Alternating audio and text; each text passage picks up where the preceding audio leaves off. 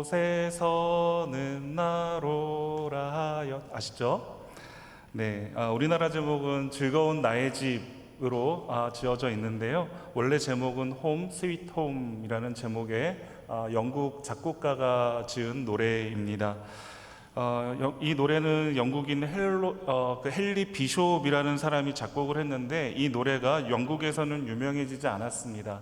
이 노래가 유명해진 건 미국에서 유명해졌는데요. 이 곡의 가사를 미국의 극작가이자 연극 배우였던 존 하워드 페인이 썼습니다. 자신의 오페라에 이 곡을 삽입하면서 알려지게 되었고, 또 이 노래가 그로 인해서 전 세계적으로 유명하게 되었다라고 합니다. 그런데 정작 이 노래의 작사자였던 하워드 페인은 단 한 번도 가정을 이루지 못했다라고 합니다. 평생을 방랑하며 살았습니다. 그가 60세의 나이로 세상을 떠나기 1년 전인 1851년도에 자기의 친구에게 보낸 그 편지글에 이런 말이 있다고 합니다. 세계의 모든 사람에게 가정의 기쁨을 자랑스럽게 노래한 나 자신은 아직껏 내 집이라는 맛을 모르고 지냈으며 앞으로도 맛보지 못하겠지라는 그 글이 비통하게 적혀 있었다라고 합니다. 여러분, 이렇게 어떤 사람들에게 가정은 아주 마음이 따뜻해지는 그런 추억이 되는 그런 곳이기도 하고, 또 어떤 사람에게는 가족이라는 것이 상처와 아픔과 그리움이 공존하는 그러한 것이기도 할 겁니다. 명절이 되면 많은 가족들이 한자리에 모여서 담소도 나누고 즐거운 시간들을 보내시고 또 보내셨을 겁니다. 가족이라고는 하지만 1년에 한 번, 두 번 볼 뿐이기도 한데요.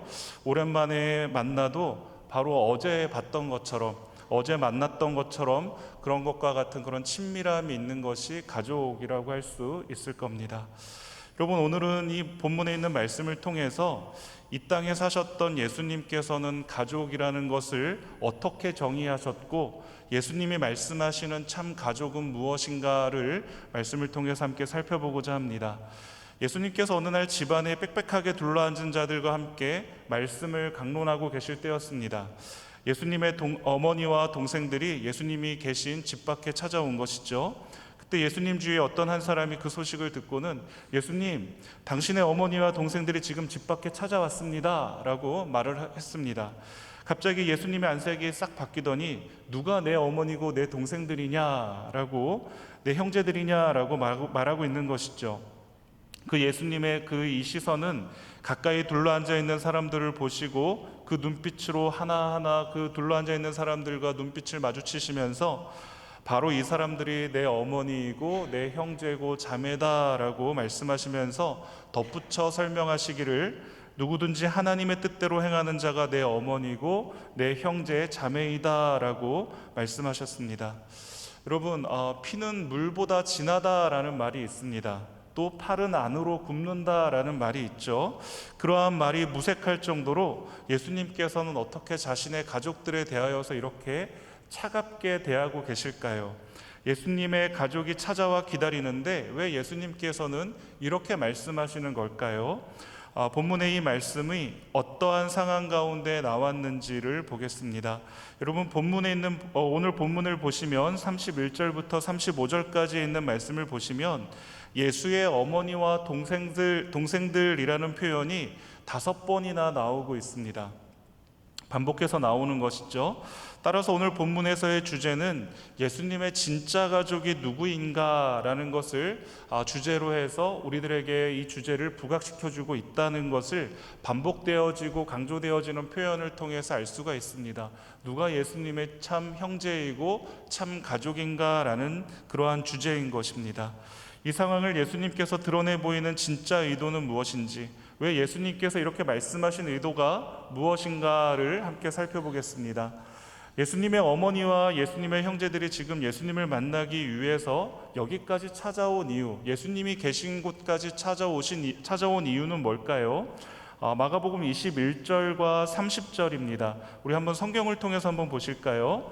21절에 있는 말씀 한번 제가 읽어보겠습니다. 예수의 친족들이 듣고 그를 붙들러 나오니 이는 그가 미쳤다 하밀러라. 또 30절 말씀도 한번 보실까요? 30절 말씀 같이 한번 읽겠습니다. 시작. 이는 그들이 말하기를 더러운 귀신이 들렸다 함이러라. 아멘. 여러분, 지금 예수의 친족들이 예수가 미쳤다는 소문을 듣고 예수님을 붙들러 왔습니다.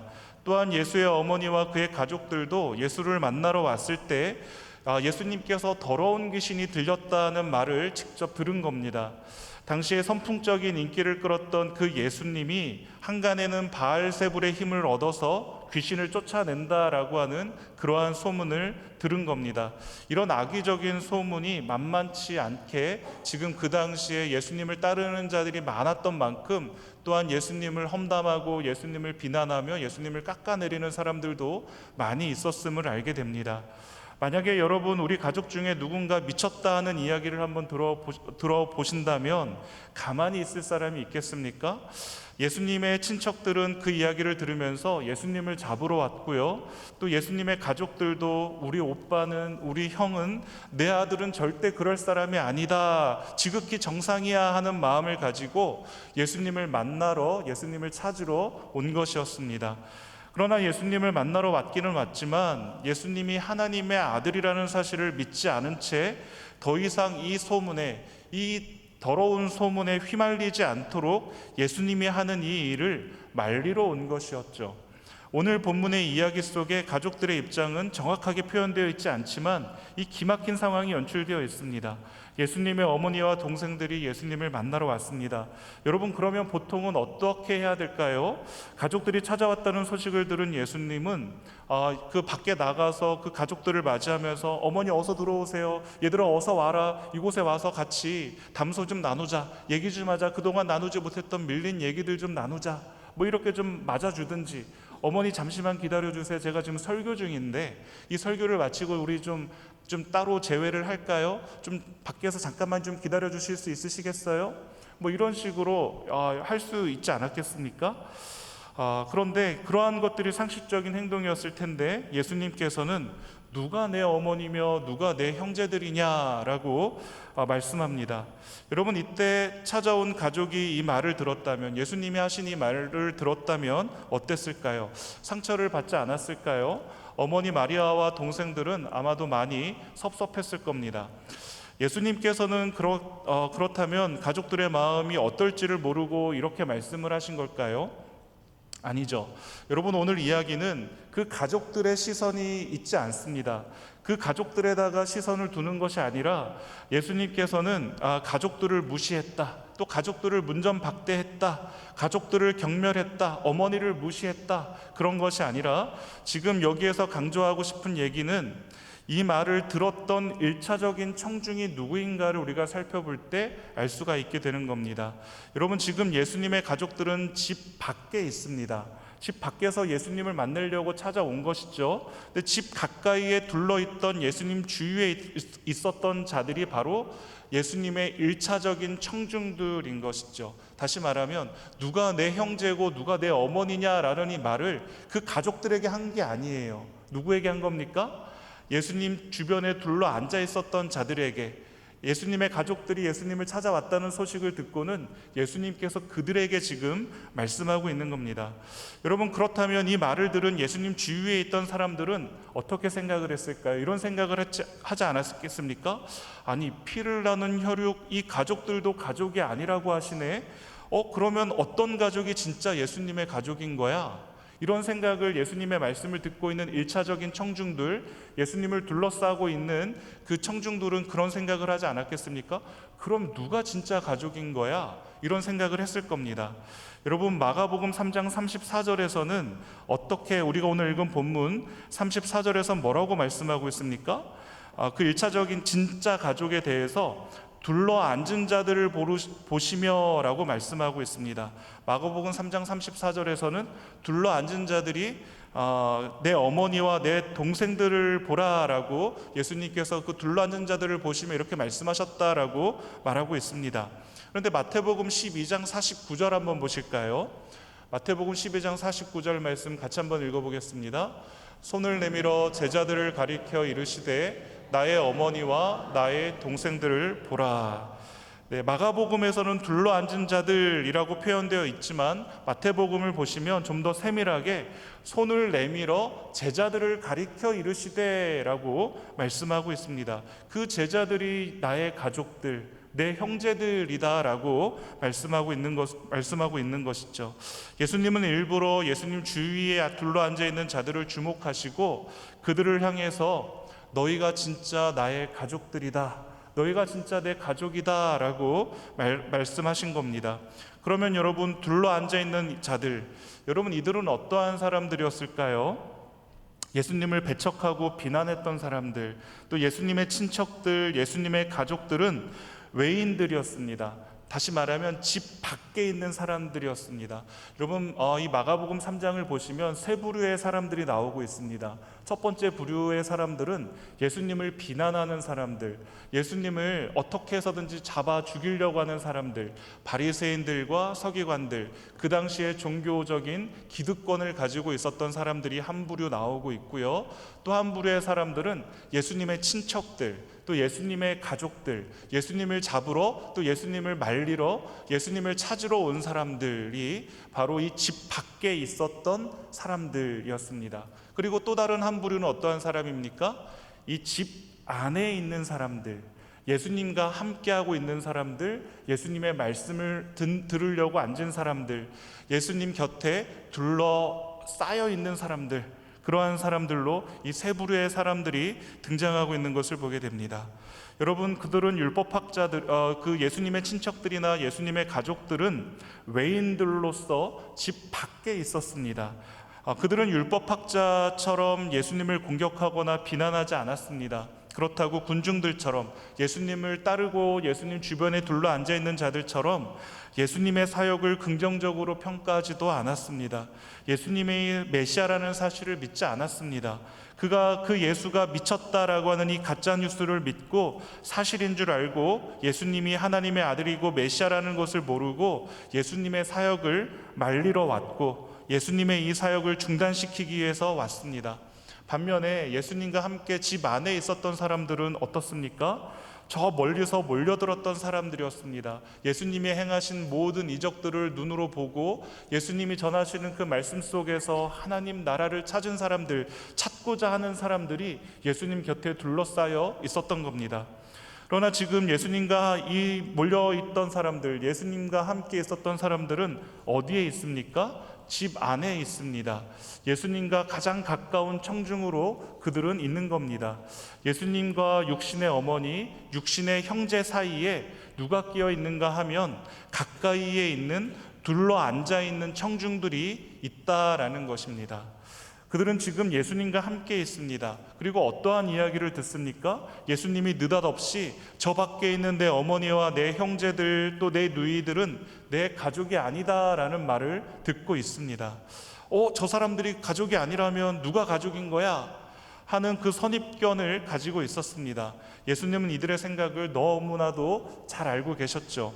그래서 예수님은 가족이라고 하는 것이 집이라고 하는 장소, 그리고 혈육이라고 하는 육신의 조건에 머무르지 않고 기존에 있던 혈연의 관계, 또 가족이 중심, 집 중심에서의 그 관계로 들어가는 것이 아니라 새로운 가족의 세계로 새로운 가족의 세계를 예수님께서 소개해 주시고 계시는 겁니다.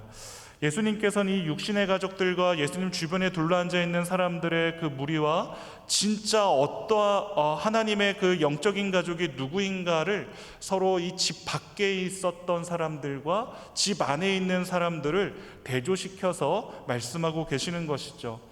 그럼 예수님의 이 최종적인 결론 속에서 누구든지 하나님의 뜻대로 행하는 자가 가족이라고 주님께서는 말씀하셨습니다. 우리 35절에 있는 말씀 다시 한번 읽어볼까요? 35절 말씀을 같이 읽겠습니다. 시작. 누구든지 하나님의 뜻대로 행하는 자가 내 형제요 자매요 어머니이니라. 아멘. 여러분, 이 말이 무슨 말입니까? 쉽게 말하면 하나님 말씀이 기준이 되는 것이죠. 신구약 성경 66권, 그리고 그 안에 있는 절수로만 따지면 3993절이나 되는 이 말씀을 행하는 자, 하나님의 뜻대로 그 말씀대로 행하는 자가 내 형제 자매 어머니다라는 이 말을 하고 계시는 겁니다. 그런데 어떻게 이 말씀을 무슨 수로 우리는 다 지킬 수 있겠습니까?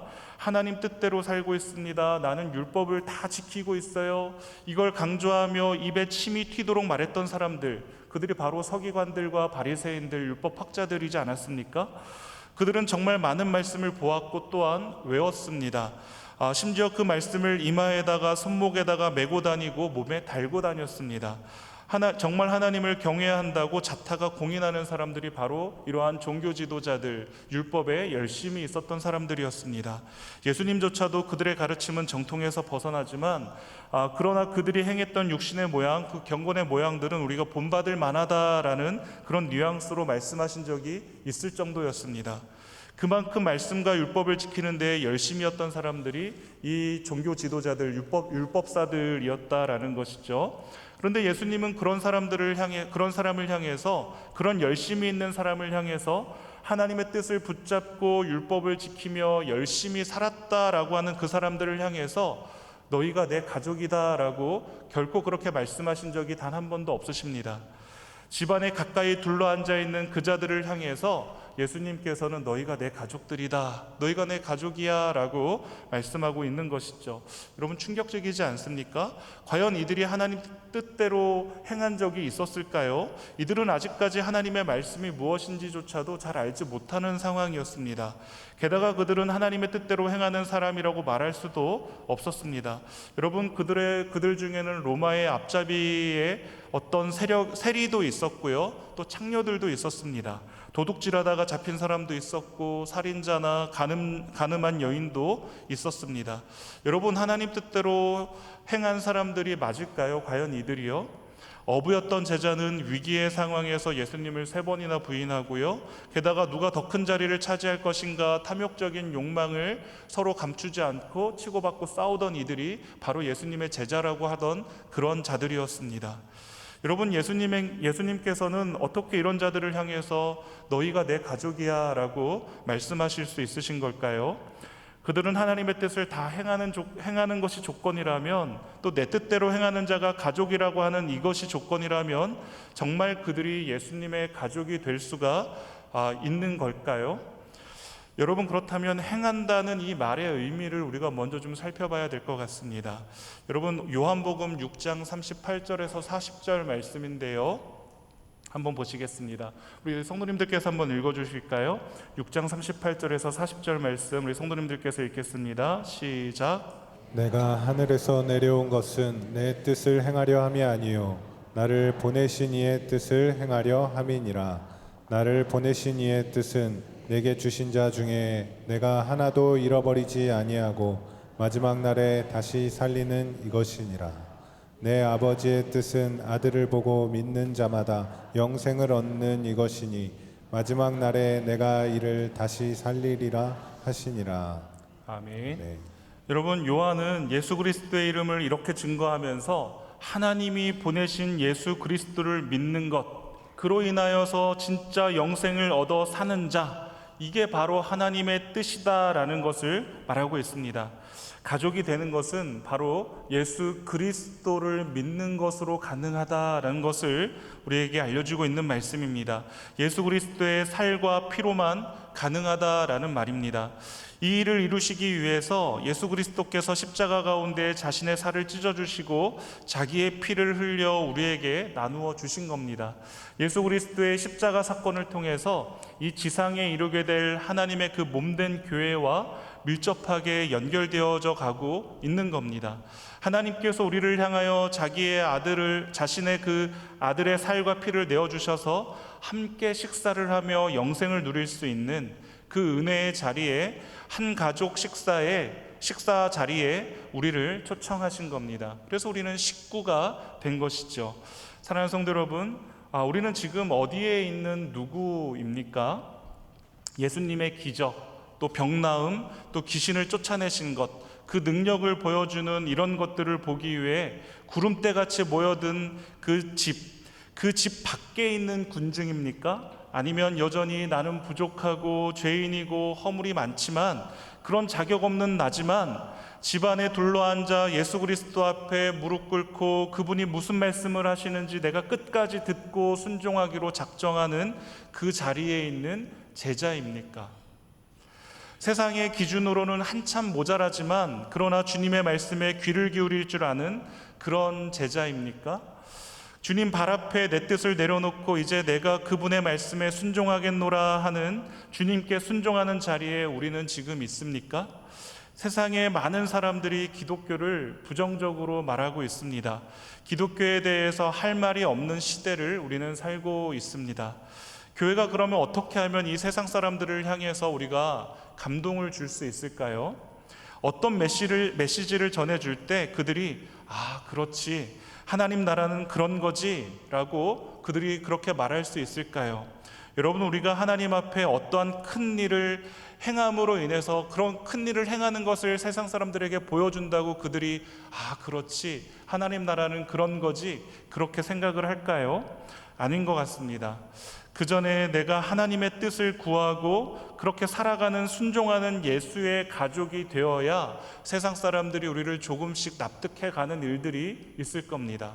우리가 예수 그리스도로 인하여 영생을 얻은 자들답게 기쁨에 겨워서 날마다 쓰러지더라도 무너지지 않고 다시금 일어나며 나보다 연약한 자들을 돌아보고 함께 걸어가는 그 아름다운 사랑의 모습, 세상에서는 도무지 발견할 수 없는 함께 가는 그러한 모습들이 교회 안에서 보여지고 비추어질 때 세상 사람들은 그렇지, 교회는 이런 곳이지, 하나님 나라는 함께 가는 곳이구나, 나만 잘한다고 들어가는 곳이 아니구나 라는 것들을 세상 사람들이 조금씩 알아갈 수 있지 않겠습니까?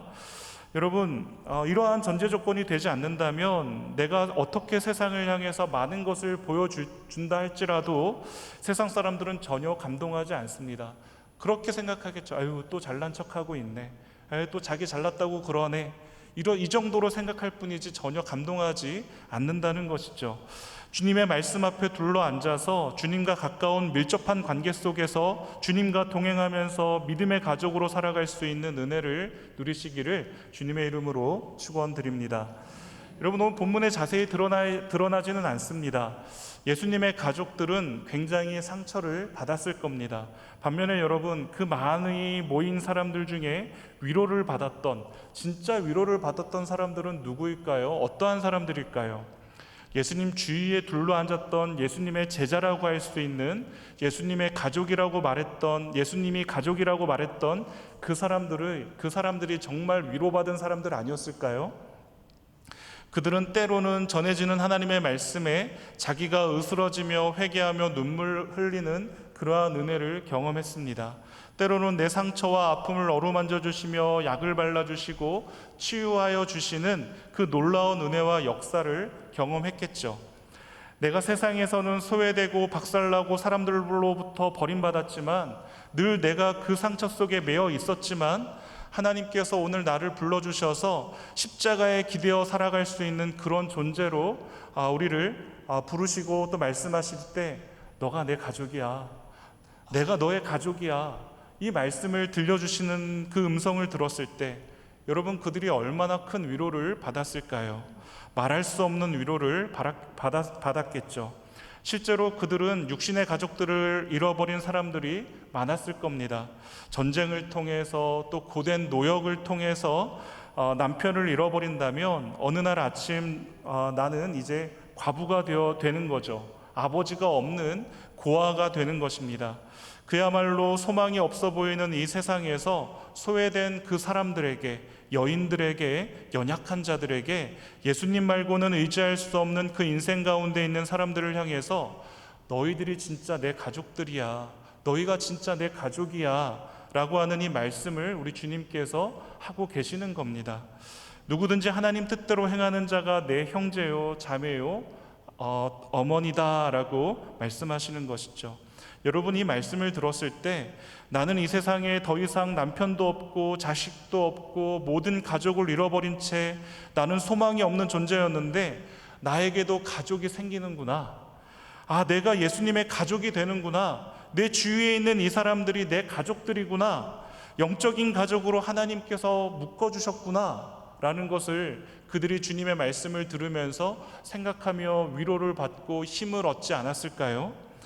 여러분, 유대 종교 지도자들처럼 예수님과 예수님의 친척들과 그 가족들, 그 동생들, 형제들처럼 내가 모친이다, 내가 예수의 형제다, 내가 예수의 동생이다, 내가 예수의 친척이다, 여러분 이런 혈연으로 묶는 것 말고요, 내가 바로 주님의 이름으로 선지자 노릇하고 또 귀신을 쫓아내고 권능을 내가 많이 행했다, 여러분 이런 능력으로도 말고요, 우리 교회 교인의 수가 몇 명이고 우리 교회 재정이 얼마나 되고 우리 교회의 이름은 얼마나 능력이 있는가, 이런 걸로 말고요, 여러분 이런 걸로 묻기 시작한다면 진짜 우리가 예수님과 나를 묶을 것이 없어지게 되는 것이죠. 오늘 우리가 교회에 모인 이유가 무엇일까요? 여러분, 내 가정이 행복하기를 원한다면 세상에서 하는 가정 세미나, 가정 행복 세미나 이런 거에 참여하시면 될 겁니다. 내가 지금 소속되어 있는 가정이나 직장이나 사업터, 그런 공동체들, 여러분 다 영원하지 않습니다. 오래 버텨봤자 몇 년을 우리가 버틸 수 있겠습니까?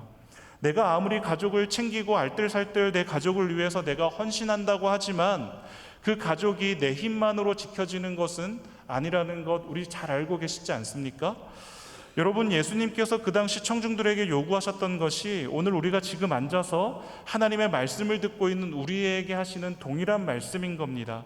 예수님께서 말씀하시기를 오늘 그분이 가족이 되었기 때문에, 예수님이 우리의 가족이 되었기 때문에 우리 믿음의 선배들이 이런 고백을 하고 있습니다. 마가복음 10장 29절 30절 말씀 보실까요?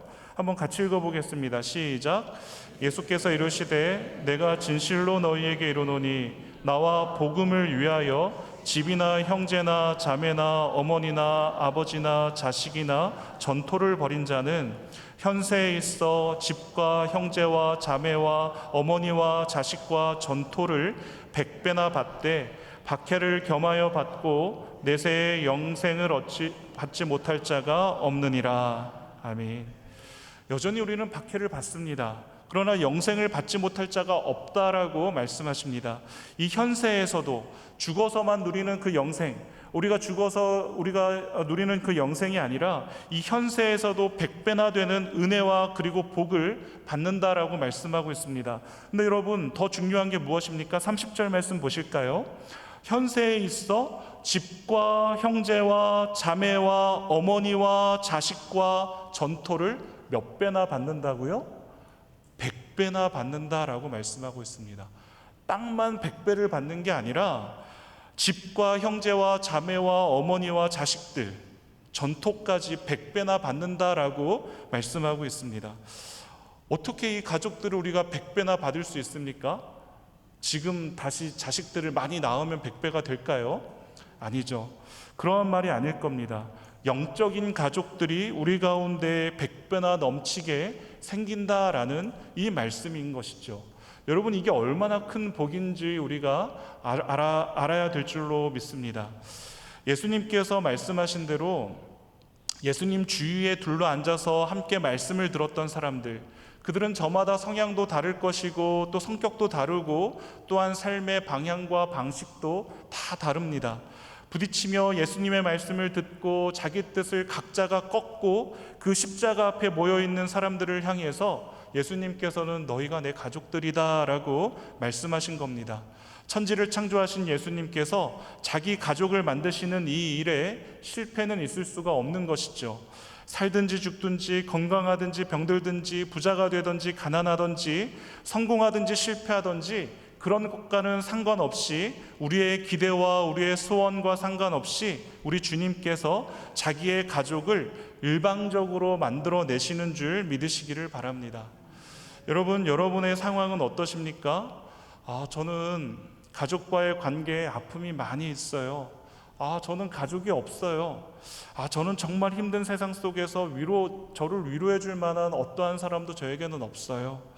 여러분, 정말 그렇습니까? 가족을 관계에 있는 사람으로 묶어두지 마시고, 명절 마지막 날이기는 하지만 이 육신의 가족들과 함께 화평을 이루고 공경하고 사랑하고 우애를 나누는 은혜를 누리시기를 바랍니다. 또한 우리 은평교회가 바로 이런 그리스도 안에서 한몸된 공동체가 되어서 상처나고 또 찢겨지고 과부 인생을 살고 고아와 같은 내버려둔 인생이 있을지라도 예수님께서 둘러앉은 자들을 향해서 말씀에 귀 기울이고 있는 그러한 자들을 향해서 가족이라고 명명해 주시고 또 서로를 독려하고 서로를 세워주고 일으켜주는 그런 진정한 부흥의 역사를 경험하는 은평의 성도요 주님의 몸된 그런 교회로 자라날 수 있기를 바랍니다. 그리하여서 가족이라는 이 말이 얼마나 아름다운 이름인지 따뜻하고 힘이 되는 이름인지를 다 함께 누려나가는 저와 여러분들 우리가 다 될 수 있기를 주님의 이름으로 축원드립니다. 기도하겠습니다. 하나님 아버지 감사합니다. 마가복음의 말씀을 통해 누가 예수님의 참 가족인지를 알게 하신 것 감사합니다. 육신의 가족들만 우리의 가족이 아니라 주의 발 앞에 모여 말씀을 듣고 함께 하나님 나라를 소망하며 이 길을 함께 걷는 우리가 주님의 가족임을 알게 하신 것 감사합니다. 추석 명절 연휴를 보내고 있습니다. 누군가에게는 따뜻하고 행복했을 날들이었겠지만 누군가에게는 마음 아플 만큼 시리고 괴로운 날이었을 수도 있겠다 싶습니다. 각자의 형편이 다르더라도 우리를 부르셔서 십자가 구원의 은혜를 함께 누리며 주의 말씀의 은혜 앞에 세우신 우리가 주님의 가족임을 알게 하시고 고백하게 하셨사오니 주님, 주의 말씀에 순종하며 서로 힘써 사랑하고 위로하며 함께하여 주님의 뜻을 이루어 나가는 우리 모두가 되게 하여 주시옵소서. 그리하여 냉랭한 이 세상과 세대가 감동할 만큼 주의 사랑의 크기와 깊이를 예수의 가족의 힘으로 보여주고 드러내는 우리 은평교회 가족들이 되게 하여 주시옵소서. 감사드리며 예수님의 이름으로 기도합니다. 아멘. 찬송가 419장 주날개 및 내가 편안히 쉬네 찬양하시겠습니다.